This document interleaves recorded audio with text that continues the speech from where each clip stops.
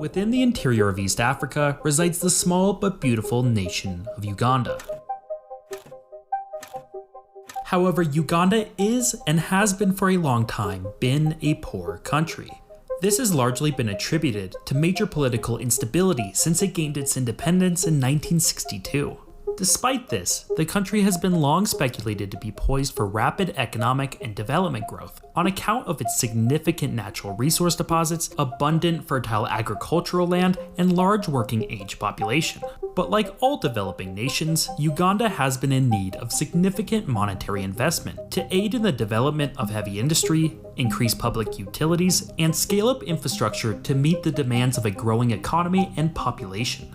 This is why Uganda laid out an aggressive 20-year-long civil aviation master plan to dramatically upgrade the country's overburdened and only international airport, Entebbe. Located 40 miles southwest of the capital, the goal of the project was to make the airport a regional hub, something particularly important for a landlocked country. Then, in 2015, the nation started looking for potential loan suppliers in order to obtain the mountains of capital needed for such an ambitious project. They found their supplier in the Chinese National Export-Import Bank of Exim.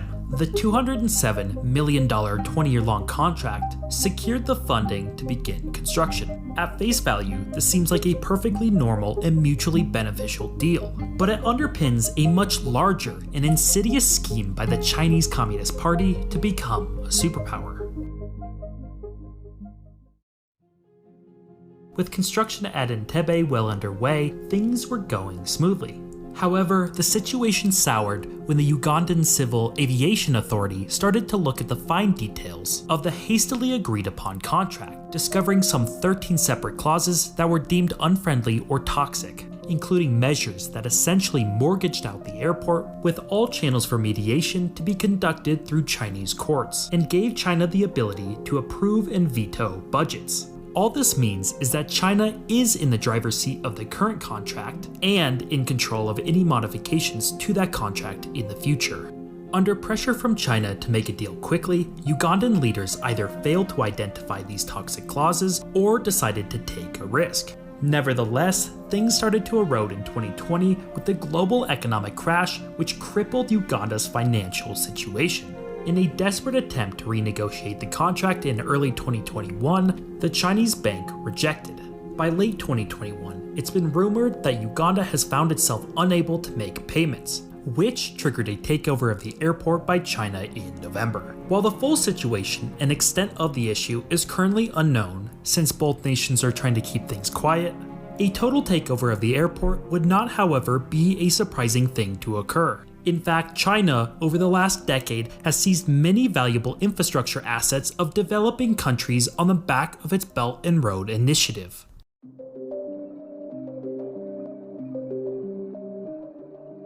Hailed as the project of the century by Chinese President Xi Jinping, the project seeks to dramatically expand global infrastructure with itself as the economic center, cementing China as a global superpower. Covering 65% of the world's total population and 140 countries, China has enticed specifically developing countries with massive loans for desperately needed infrastructure projects, totaling $500 billion so far. To put that mind-boggling figure into some perspective, under the Marshall Plan, the US spent $135 billion adjusted for inflation to help rebuild Western Europe after World War II, over 4 times less than the Belt and Road Initiative to date. However, a good portion of these loans to low-income countries are unlikely to be paid off, as it appears China does not assess the nation's ability to pay back the loan. When these defaults eventually occur, the recipient country is then forced to release assets to China, either the project itself like Entebbe, or some sort of other agreement that China agrees upon.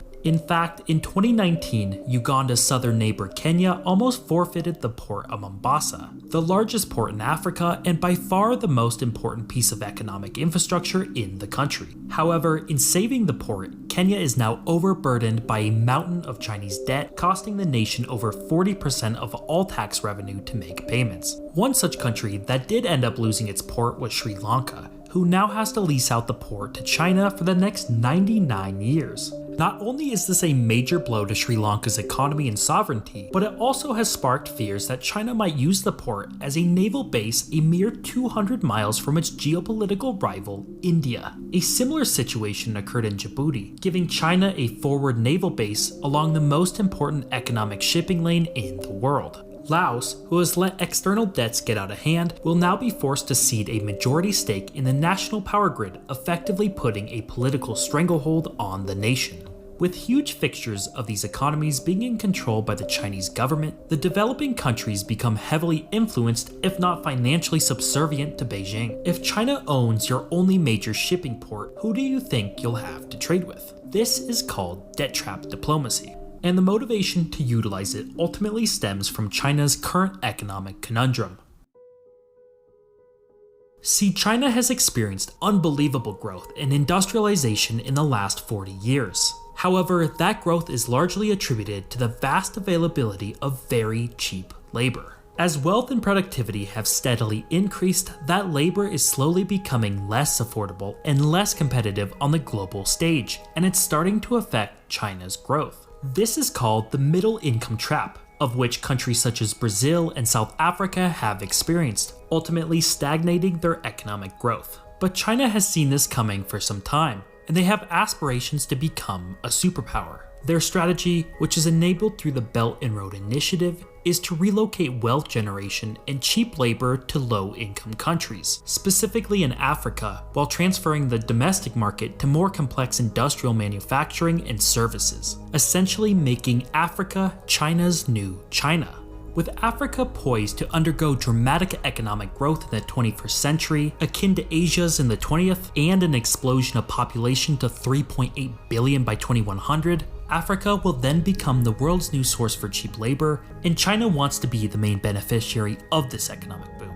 By utilizing debt trap diplomacy now, China can gain access and possession of critical and increasingly valuable pieces of economic infrastructure in Asia and elsewhere. But the 2020 financial crash changed everything. China has pivoted rather abruptly, with a decreasing desire to unload massive amounts of capital abroad due to its own domestic fears of financial meltdown, including the possibility of its largest property holder Evergrande defaulting. This has caused China's foreign direct investment to slow down even more than it already was. This is having a ripple effect across the world, and Africa is hit especially hard.